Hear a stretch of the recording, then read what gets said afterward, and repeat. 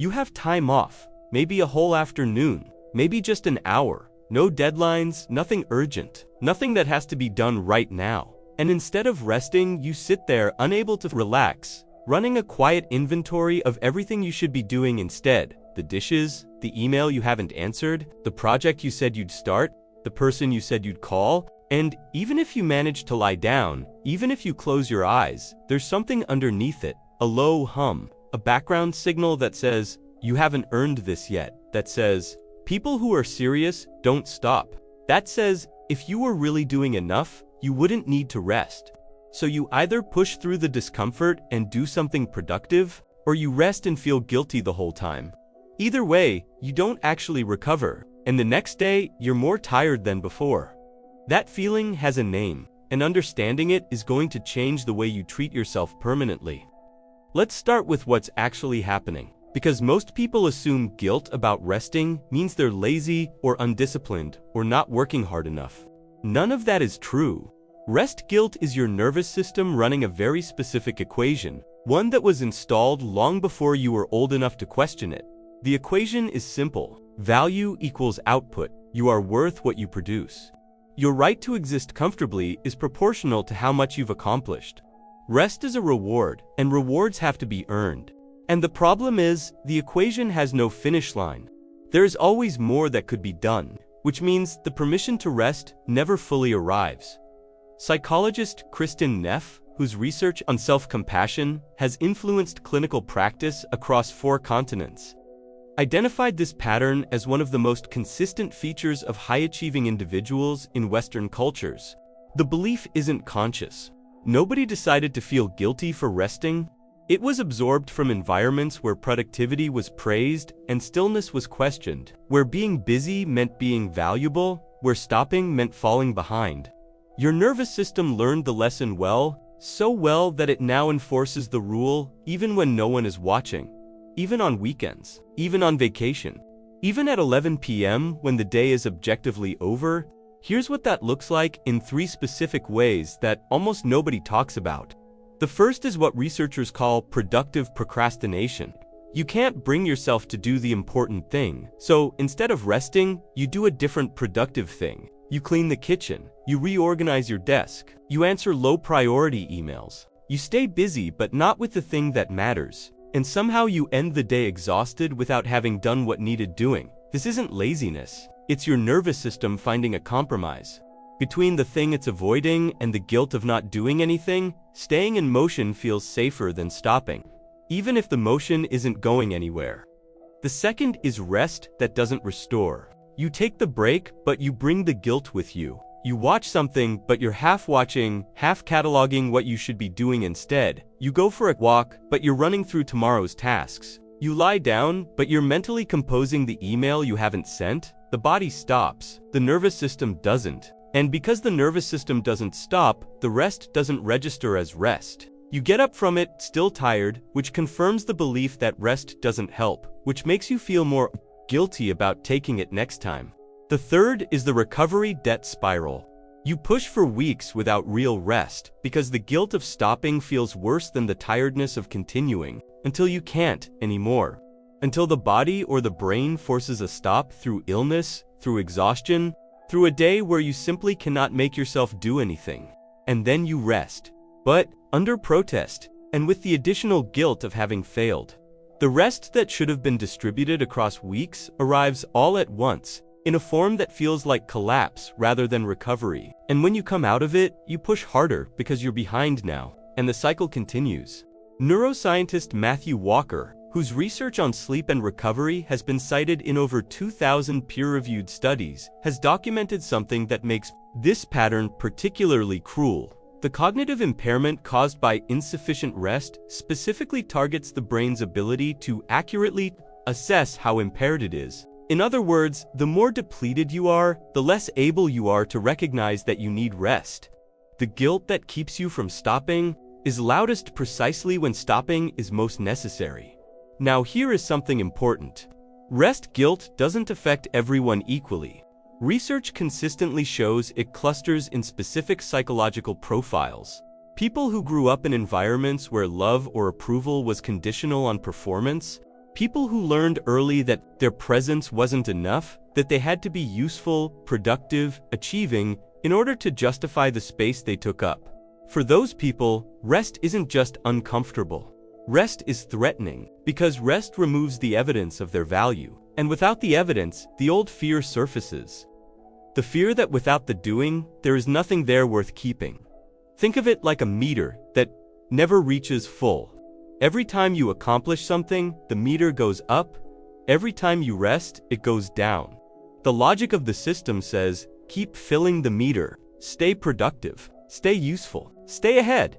And the meter accepts input endlessly, every task completed, every goal achieved, every obligation met, but it never registers as full. There is always more room. The finish line moves as you approach it. The mind isn't cruel. It's doing exactly what it was built to do, keeping you in motion, keeping you contributing, keeping you safe from the moment someone looks at you and decides you're not worth the effort. It watched you learn very early that people who stop get left behind, that people who ask for rest get called lazy, that the ones who kept going were the ones who were valued. And it took notes. So now every time you try to stop, the mind runs the calculation. How much have you done today? Is it enough? Are you sure? What about that thing you didn't finish? What about the person you haven't gotten back to? Not because it wants you to suffer, because it is trying desperately, loyally, with everything it has to make sure you are never caught without enough output to justify your presence. The problem is, the meter was designed for a world that doesn't exist anymore. A world where your value really did depend on constant visible productivity. You are not in that world anymore. But the mind doesn't know that. It's still filling the meter, still moving the finish line, still making sure you never stop long enough to find out what happens when you do, and then something shifts. The shift happens when you stop trying to earn rest and start recognizing it as a biological requirement, not a reward, not a luxury. A requirement the same way breathing is a requirement, the same way water is a requirement. Your brain does not function without rest. Your emotional regulation degrades without rest. Your capacity to do the things you feel guilty for not doing collapses without rest. Lumi knows this. The part of you that has always known the difference between what is real and what is fear has always known that the guilt is not a signal that you haven't done enough. It's a signal that the system has no off switch. And a system with no off switch is not a productive system. It's a system heading toward failure. There is a specific reframe that research shows changes this pattern faster than any other. It comes from Dr. Saundra Dalton-Smith, whose work on the 7 types of rest identified something that most people miss entirely. The opposite of tired is not rested. The opposite of tired is replenished. And replenishment requires different kinds of rest for different kinds of depletion. Mental rest for mental exhaustion, emotional rest for emotional labor, sensory rest for overstimulation, creative rest for creative depletion, physical rest for physical tiredness. Most people who feel guilty about resting are trying to use one type of rest, usually passive, horizontal, screens-off rest, to address multiple types of depletion, and when it doesn't work, when they get up, still tired, the guilt intensifies. See, resting doesn't even help. But it wasn't the wrong quantity of rest. It was the wrong type.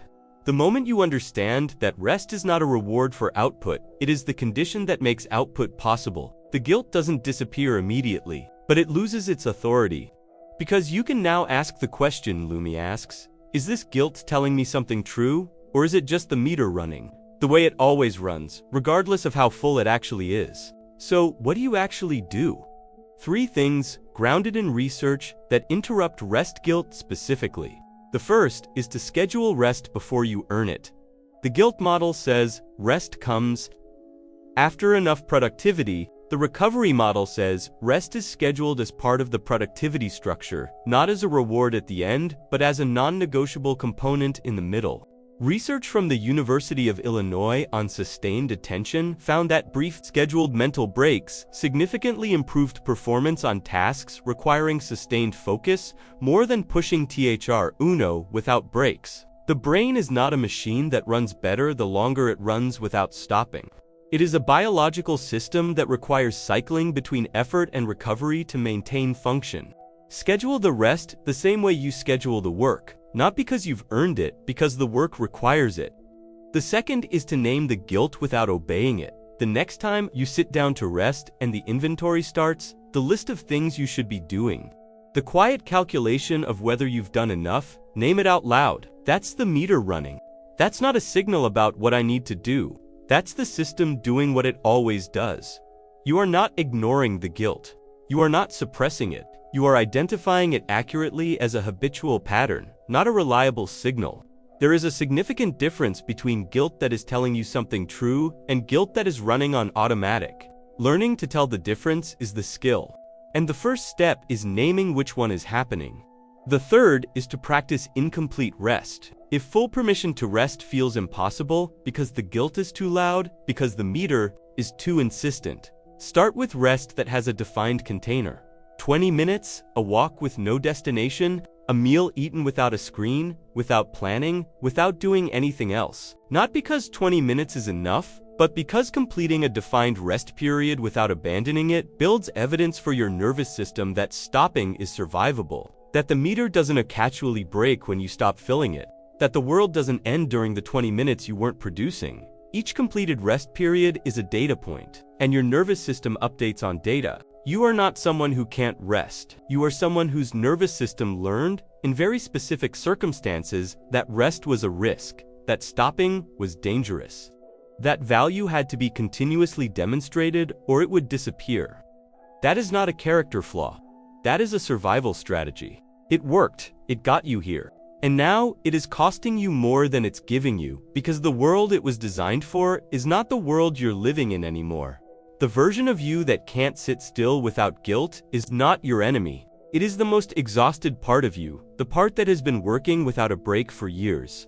Trying to make sure you are never caught without enough to justify your presence, it just needs to learn something. It was never taught that you are allowed to rest, not because you've earned it, but because you are alive, and being alive is enough. So the next time the guilt arrives, ease, and it will pause. Name it, and then do the smallest possible thing in the opposite direction. Sit down. Close the laptop. Let the meter run without feeding it for 20 minutes. Not forever, just 20 minutes. The meter is not the truth about your value. You are not what you produce, and rest is not a reward. It is how you remember that, Spoony and Friends. Because everything you feel has an explanation.